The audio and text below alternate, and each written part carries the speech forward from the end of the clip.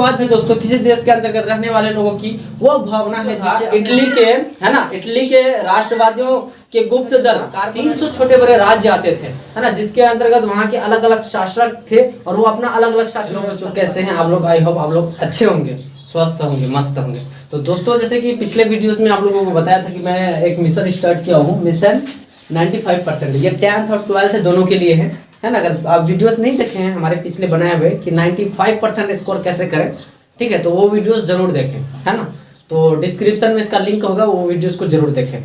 तो बच्चों जैसे कि आप लोगों को पता है ये मिशन जो मैं स्टार्ट किया हूँ ये हर बोर्ड के लिए, चाहे बिहार बोर्ड हो, यूपी बोर्ड हो या अदर स्टेट के बोर्ड हो।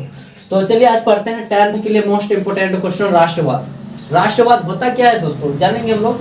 तो राष्ट्रवाद जो है दोस्तों किसी देश के अंतर्गत रहने वाले लोगों की वो भावना है जिससे अपने देश को अन्य देशों की तुलना में सर्वश्रेष्ठ विकसित करती है, यानी होती है, राष्ट्रवाद कहलाता है ना दोस्तों। राष्ट्रवाद के अंतर्गत लोगों में राजनीतिक, सांस्कृतिक, सामाजिक जागृति आती है तथा एकता का वाहक बनती है ना। तो राष्ट्रवाद जो है दोस्त, कहने का अर्थ ये है कि राष्ट्रवाद जो है किसी भी देश के अंतर्गत उस देशों के प्रति प्रेम भाव और उन देशों को विकसित करना, उन देशों के प्रति उन देशों को आगे लेके चलना है ना, वही राष्ट्रवाद कहलाता है। राष्ट्रवाद के अंतर्गत लोगों में जो है, ठीक है, तो लोगों में सबसे पहले राजनीतिक हो गया, ठीक है, क्या हो गया, राजनीतिक, सांस्कृतिक और सामाजिक है ना। सामाजिक में क्या आती है, जागृति आती है दोस्तों, ठीक है, क्या आती है, एकता का वाहक बनता है। तो ये राष्ट्रवाद कहलाता है, ठीक है। आई होप ये क्वेश्चन समझ में आ गया होगा। चलते हैं आगे नेक्स्ट क्वेश्चन की ओर। हिस्ट्री का मोस्ट इंपोर्टेंट क्वेश्चन है ना,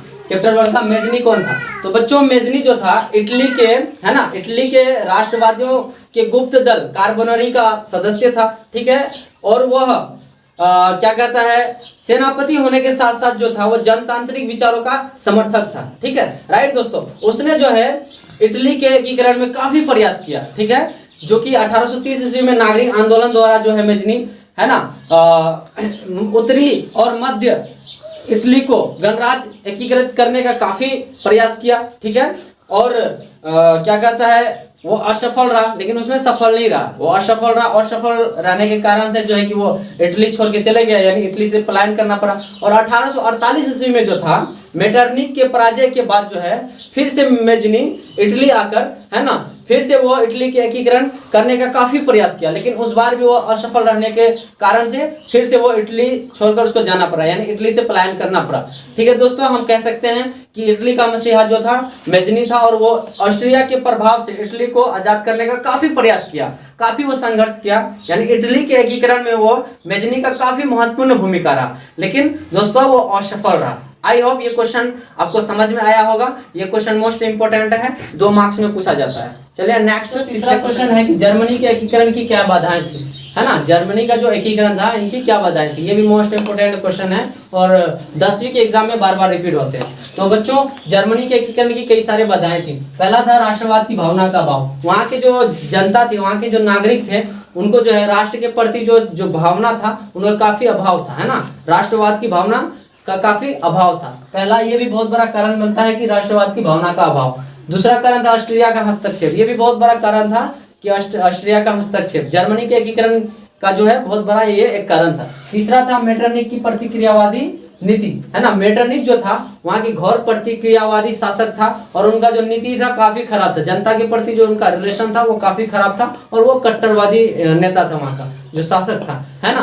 तो ये भी बहुत बड़ा कारण था जर्मनी के एकीकरण के लिए, यानी मेटरनिक की प्रतिक्रियावादी नीति। चौथा था जर्मनी के अंतर्गत 300 छोटे बड़े राज्य, है ना। जर्मनी के अंतर्गत जो था 300 छोटे बड़े राज्य आते थे, है ना, जिसके अंतर्गत वहाँ के अलग अलग शासक थे और वो अपना अलग अलग शासन व्यवस्था चलाते थे, है ना। इनको एक करना, उनकी भावना को बदलना काफी जो है कि बड़ा कारण था। तो दोस्तों यानी जर्मनी के अंतर्गत 300 छोटे बड़े राज्य भी एक बहुत बड़ा कारण था जर्मनी के एकीकरण के लिए। तो पांचवा है राज्य में व्याप्त राजनीतिक, सामाजिक और आर्थिक और धार्मिक जो था, आर्थिक धार्मिक विषमताएं, है ना। तो वहाँ के जो लोग थे उनका, है ना, उनका राजनीतिक, सामाजिक और धार्मिक जो भावना था वो अलग अलग था, है ना। इन भावनाओं को एक करना काफी एक बड़ी बाधाएं थी।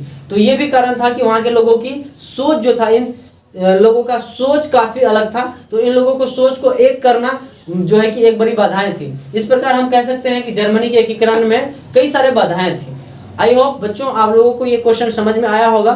तो आप अगर नए हैं इस चैनल पर तो इस चैनल को सब्सक्राइब कर दीजिए, वीडियोस को लाइक कर दीजिए और आप भी मिशन 95 में जुड़िए। अगर ये वीडियो नहीं देखें तो डिस्क्रिप्शन में इसका लिंक दिया होगा, इस वीडियो को जरूर वॉच करें। तो मिलते हैं नेक्स्ट सेशन में नेक्स्ट वीडियो के साथ, तब तक के लिए जय हिंद, बाय बाय।